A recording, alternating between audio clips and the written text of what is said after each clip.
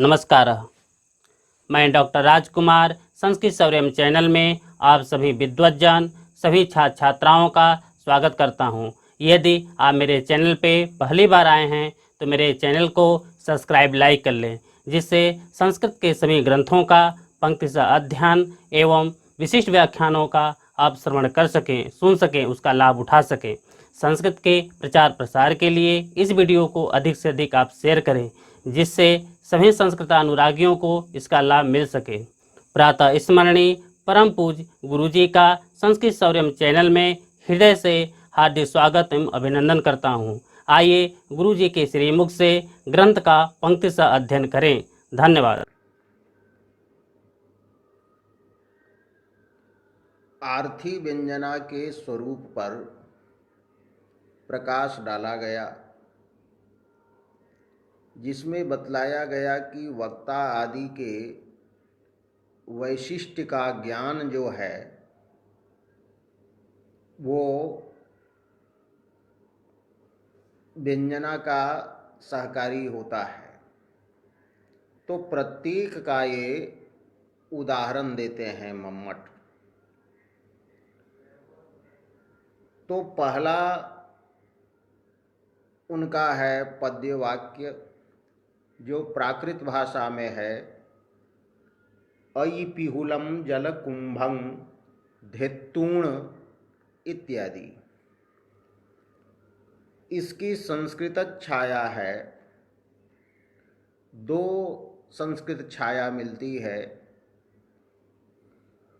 अयि पिहुलम, ये जो प्राकृत भाषा का शब्द है, इसमें अयि शब्द के दो अर्थ होते हैं। एक अति और एक अयि, ये संबोधन है, संबुद्धि, अयि सखी, ऐसा। तो जो भी लें तो अयि यदि रखेंगे तो होगा अयि पृथुलम जलकुंभम गृहीत्वा समागतास्मि सखी त्वरितम श्रमस्वेद सलिल निःश्वास निःसहा विश्राम्यामि क्षणम। और अयि रखेंगे तो अयि पृथुलम होगा, अन्यथा अति पृथुलम।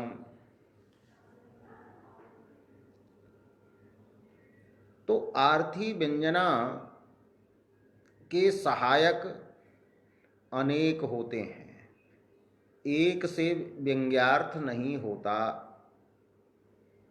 अर्थ में व्यंजना नहीं होती। तो इस पद्य में भी अनेक हैं सहायक। पहला प्रस्ताव लीजिए, प्रसंग लीजिए कि ये प्रसंग का ज्ञान हो। पृथुलम, इस वाक्य को जो बोल रही है नायिका, वो नदी के किनारे किसी उपनायक के द्वारा उपभुक्त होकर के आ रही है। उपभोग के कारण उसमें श्रम है, थक गई है, और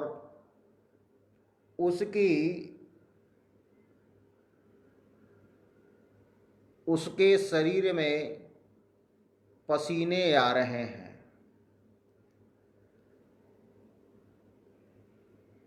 और श्वास की गति लंबी है।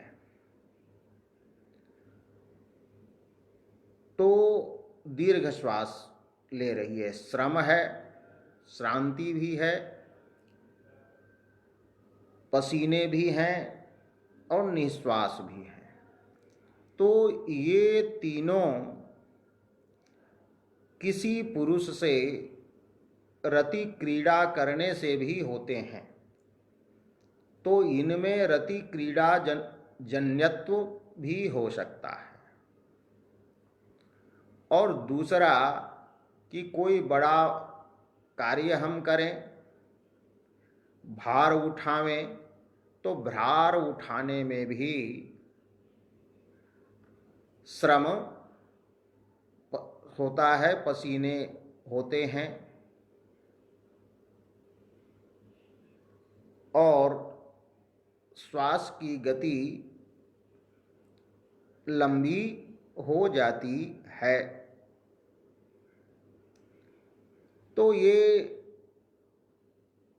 नाई का नदी के तट से उपभुक्त हो करके जल लेकर के वो आई है। तो ये जो उपभोग के लक्षण हैं उसे देखकर कोई इसके दुष्चरित्र को समझ न जाए, इसलिए वो अपनी सखी से कह रही है। तो पहले वाच्यार्थ होगा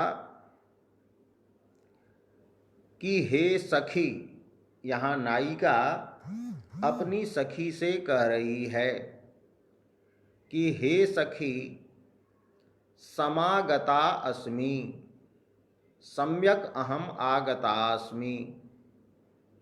कथम आगता त्वरितम, त्वरित गत्या, मने शीघ्र गत्या अहम आगता, मैं शीघ्रता से यहाँ पर आई। क्या करके? तो गृहीत्वा, ग्रहण करके, उठाकर, पकड़कर। किसको पकड़कर? तो गृहीत्वा है, तो ग्रहण करके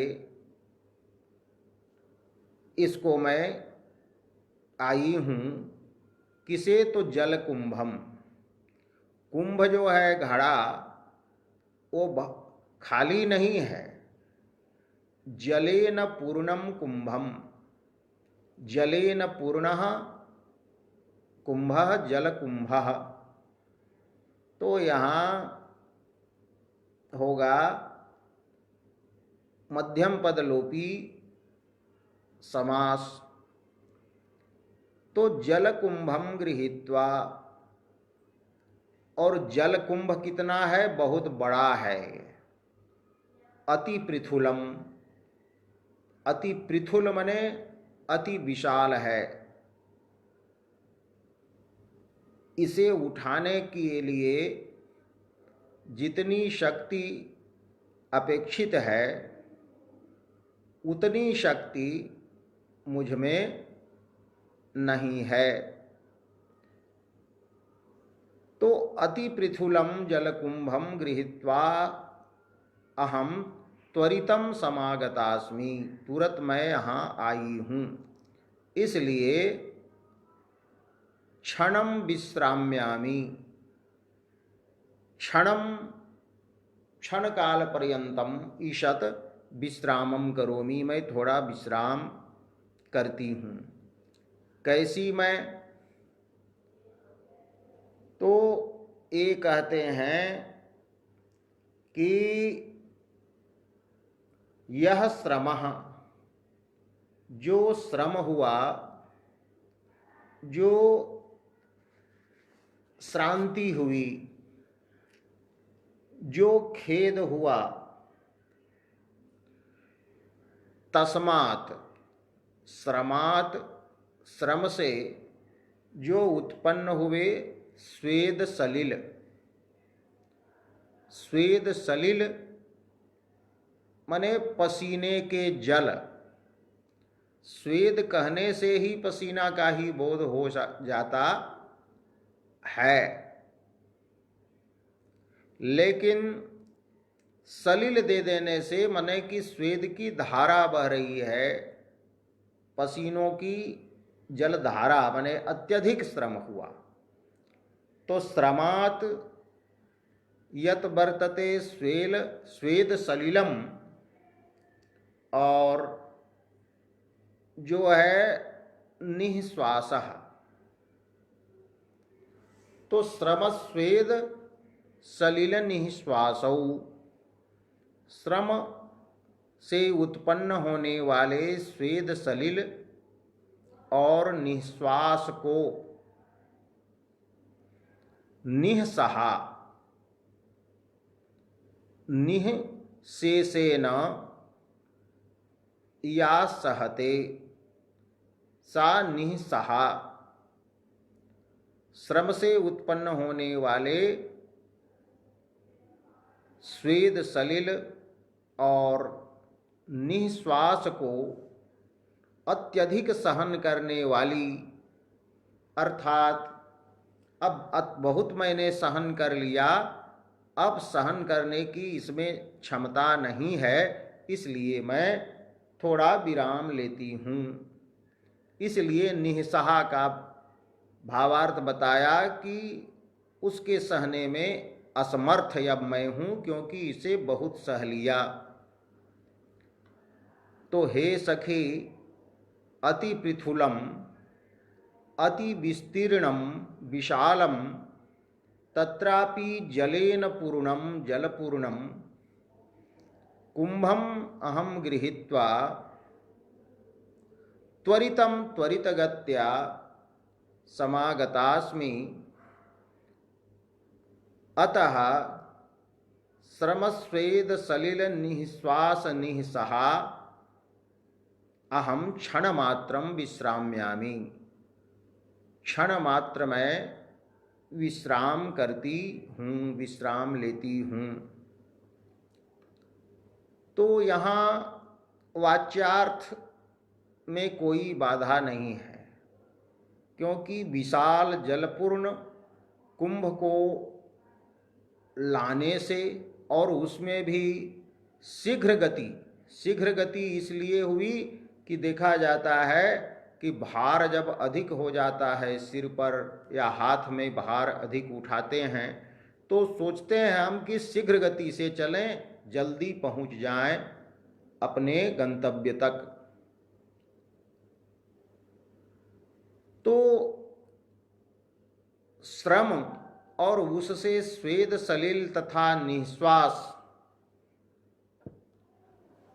दीर्घ श्वास की उत्पत्ति जो है ये जलानयन जन्य जो श्रम है उससे भी हो सकता है, इसलिए वाक्यार्थ यहाँ संगत है। उसके बाद जो व्यक्ति जानता है कि इयम नायिका असती वर्तते, तो उसके चरित्र को, कैरेक्टर को जो जानता है कोई व्यक्ति सहृदय, और उसके कैरेक्टर को अनेक बार वो देख चुका है कि ऐसा वो करती है, तो उसको ये पद्य इस नायिका के द्वारा कहे गए इस वाक्य के अर्थ के ज्ञान से उसे ज्ञान होगा कि ये छिपकर जो रति क्रीड़ा किया इसने, उसको वो छिपा रही है। तो मम्मट लिखते हैं अत्र चौर्यरत गोपनम गम्यते, चौर्येण चोरी से छिपकर किया गया जो रत है, रतम रति क्रीड़ाया वर्तते, तस्याह गोपनम प्रच्छादनम अत्र व्यज्यते। तो यहाँ एषा नायिका चौर्येण कृतं रतं गोपयति, अयं यः वाक्यार्थः वर्तते अयम जह शाब्दबोध वाक्यार्थः वर्तते शाब्दबोध विषयः। तो अयम वाक्यार्थः व्यंजना व्यापार जन्यः। व्यंजना व्यापार से वो जन्य है। और व्यंजना का आश्रय कौन है? घटानयन जन्य, श्रम से जन्य, स्वेद सलिल तथा निश्वास की उत्पत्ति, ये जो है अर्थ यहाँ शब्द के द्वारा बोधित जो है, वो वाच्यार्थ जो है वह उस व्यंजना का आश्रय है।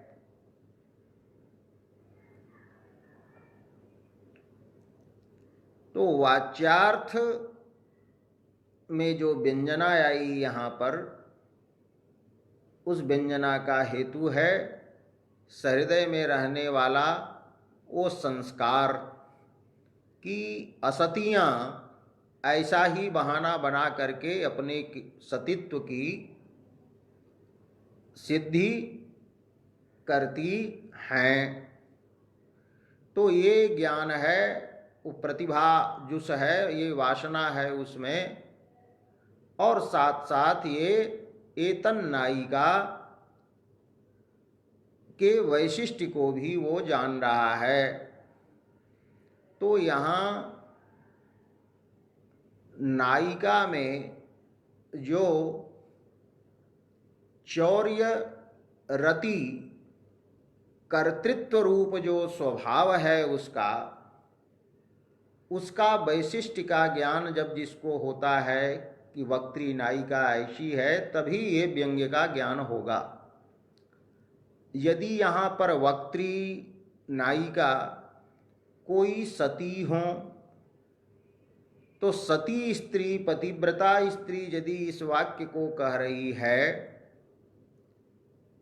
तो इससे यह अर्थ व्यंग्य नहीं हो सकता। तो यद्यपि प्रकरण आदि का भी वैशिष्ट्य का ज्ञान यहाँ सहयोगी है, लेकिन मुख्य रूप से वक्त्री नायिका के वैशिष्ट्य से यहाँ पर वाच्यार्थ में व्यंजना होती है, और वाच्यार्थ उस व्यंजना के द्वारा चौर्यरत इयं नायिका चौर्येन कृतं रतिं गोपयति प्रच्छादयति इति वाक्यार्थम चौर्यरत गोपन रूपम वाक्यार्थम बोधयति।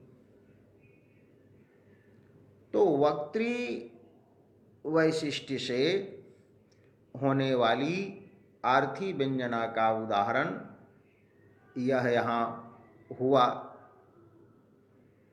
तो अति पृथुलम जलकुंभम गृहीत्वा समागतास्मि सखि त्वरितम श्रमस्वेद सलिल निःश्वास निःसहा विश्राम्यामि क्षणम।